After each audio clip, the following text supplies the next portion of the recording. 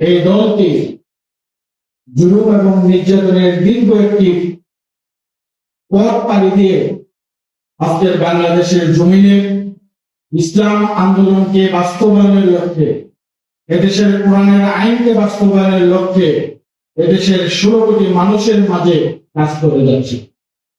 সংগ্রামী উপস্থিতি, আমরা আমাদের এই কাজ করতে যে আমাদের যারা নেতাকর্মী ছিল, যারা নেতাকর্মী আছে, এমন কোন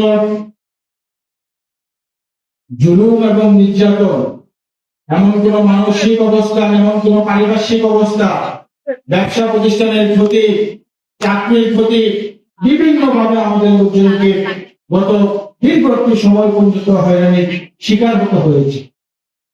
এই দীর্ঘ হয়রানির পরেও আমরা যারা এই বাংলাদেশের ইসলামী আন্দোলনকে বাস্তবায়ন করার জন্য চেষ্টা করে গিয়েছি, আমরা কেউ গুণের শিকার হয়েছি, কেউ আবার ফাঁসির মঞ্চে যে আমাদের ফাঁসি রশিকে জয় করে সেখানে জীবনকে বিলিয়ে দিয়েছি। আজকে ছাত্র জনতার একটি বিশাল ভূমিকার কারণে এই দেশ থেকে এদেশের জনগণের উপর চেপে বসা একটি স্বৈর শাসক বিদায় নিতে বাধ্য হয়েছে, যে ছাত্র জনতার উপর নির্মম ভাবে সেখানে গুলি করে প্রায় 2000-এর মতো ছাত্র জনতা, যুবক, শ্রমিককে সেখানে হত্যা করেছে। ঢাকা সহ গোটা বাংলাদেশের রাজপথ রক্তে রঞ্জিত করেছে। আমরা দেখেছি সেই সাভারে আমাদের ছাত্র যুবকদেরকে হত্যা করে একটি পিকআপের মধ্যে রেখে সেই পিকআপের মধ্যে পেট্রোল দিয়ে সেই পিকআপের লাশগুলোকে পুড়িয়ে কঙ্গাল করে ফেলেছে, যাতে তাদের বাবা মা তাদের লাশগুলোকে চিনতে পারেনি। এই ঘটনাকে আপনারা দেখেছেন? আমরা দেখেছি আমাদের আবু সাইদ মুগ্ধ থেকে শুরু করে তরুণ যুবকদের বুকে কিভাবে গুলি ছুঁড়েছে। আমরা আওয়ামী লীগের নৃশংস বর্বরতা আমরা সেখানে গত 16-17 বছর আমাদের উপর পড়েছে, আমাদের এই দেশের জনগণের উপর পড়েছে।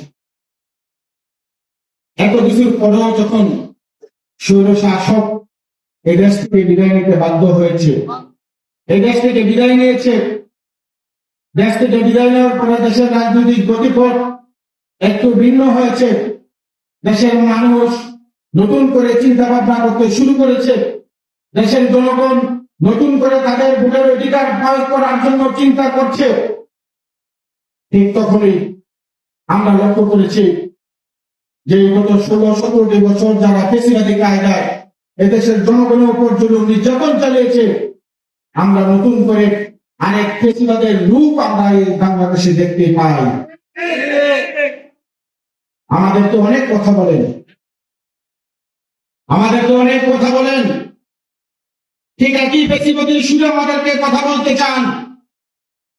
আমাদেরকে বলেন, যতই বাড়ি বাড়ি যে ভোট কালেক্ট করার চেষ্টা করো, যতই সামাজিক কাজ করার চেষ্টা করো, যতই মানুষের মন জয় করার চেষ্টা করো, কোনো লাভ হবে না।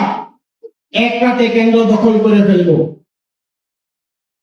এই কথাগুলো কি আমরা গত 16-17 বছর শুনেছি, দেখেছি না? আপনি বলেন, এখানে যারা আছেন, যদি আমার ভোট আমি দিতে না পারি, আমি সেখানে প্রতিবাদ করবো কি করবো না? ভাইদেরকে বলতে চাই, আগের দিন নাই, দিন পাল্টাইছে। এই জন্য আপনাদেরকে বলবো, বিনয়ের সাথে বলে আমি আমার কথা শেষ করতে চাই, যাদের হাতে তাদের নিজ দলের কর্মী নিরাপদ নয়, যাদের আভ্যন্তরীণ গুণগণে গত 11 এবং 10 মাসে প্রায় 113 জন তাদের নেতা কর্মী খুন হয়েছে, আমি তাদেরকে প্রশ্ন করতে চাই আপনাদের মাধ্যমে, যাদের হাতে তাদের নিজের নেতা কর্মী, নিজের দলের কর্মী নিরাপদ নয়, তাদের হাতে দেশের 16 কোটি মানুষ কি নিরাপদ থাকতে পারে? আমরা এই রাজনীতি বাংলাদেশে চাই না।